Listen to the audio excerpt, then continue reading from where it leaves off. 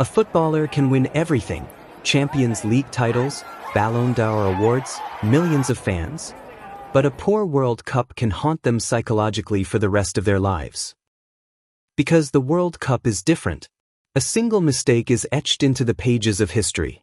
This pressure has destroyed confidence, broken careers, and turned legends into symbols of failure overnight. Often, the greatest players are the ones who suffer the most.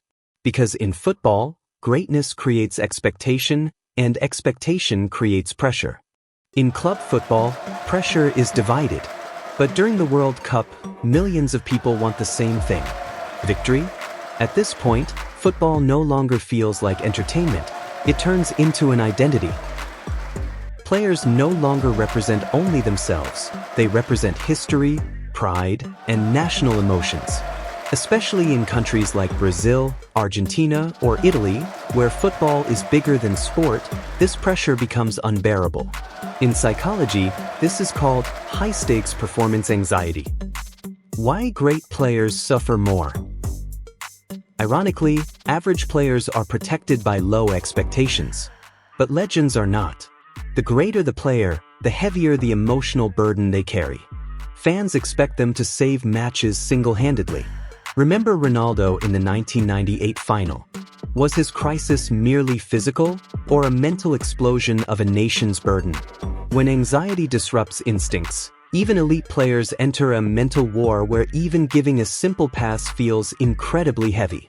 Ronaldo Nazario was devastated after the defeat against France in the 1998 World Cup final. Newspapers dedicated pages to Ronaldo after the 1998 FIFA World Cup. It's truly difficult to describe the psychological state Ronaldo was in. A hero can turn into a villain in seconds. A missed penalty or a red card can haunt a player for life. As David Beckham experienced in 1998, an entire country can declare you an enemy overnight. Players don't just fear losing, they fear becoming unforgettable through their mistakes and turning into a meme in the brutal digital age. They are no longer fighting just opponents, but the judgment of the entire world.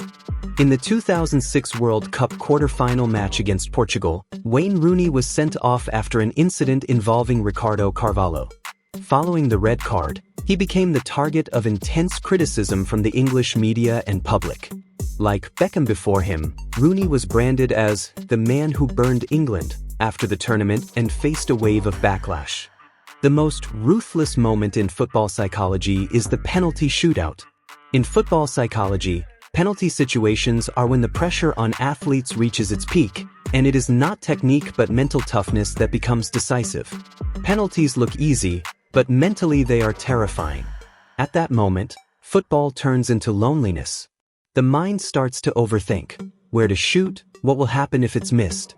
In 1994, when Roberto Baggio stepped up to the ball, he was the best in the world.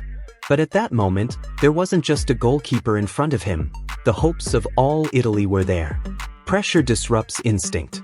That's why sometimes it's not the better team that wins, but the calmer one. People say the World Cup creates legends. But that's only half the truth. The World Cup also reveals fear.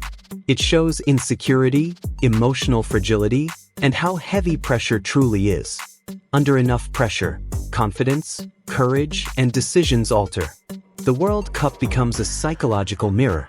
And sometimes, even the greatest players in history cannot escape what they see in that mirror. The FIFA World Cup is not just a game played on the field, but a unique event where millions of people in the stands and in front of screens experience intense emotional waves, the construction of social identity, and profound psychological commitment. The support of fans for their teams is not merely an act of watching, but a deep psychological and social process. Perhaps this is why the World Cup feels bigger than football. Because people aren't just watching a sport, they are watching human beings struggling with pressure in front of the whole world. Some rise above it, some just survive. And some are crushed under it forever. That's what makes the World Cup unforgettable. Not just the glory, but the vulnerability. Thanks for watching. If you have anything to say about the topics we discussed in the video, let's discuss it in the comments. See you in the next video.